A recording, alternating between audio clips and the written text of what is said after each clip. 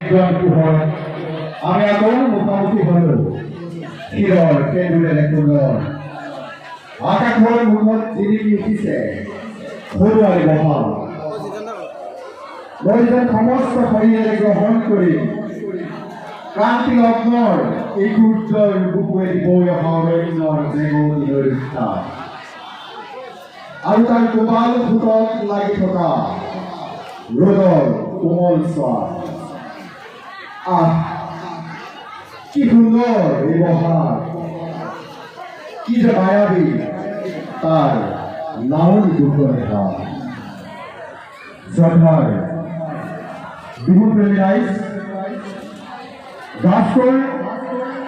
অষ্টাদশ বাৰ্ষিক বহাগী উৎসৱ উদযাপন আৰু বৰ্ণাঢ্য সাংস্কৃতিক সন্ধিয়াৰ প্ৰাক মুহূৰ্তত মই শৈলেন্দ্ৰই আপোনালোকক আদৰণি জনাইছোঁ। মই আশা ৰাখিম হৈ যোৱা অনুষ্ঠান এইটিৰ দৰে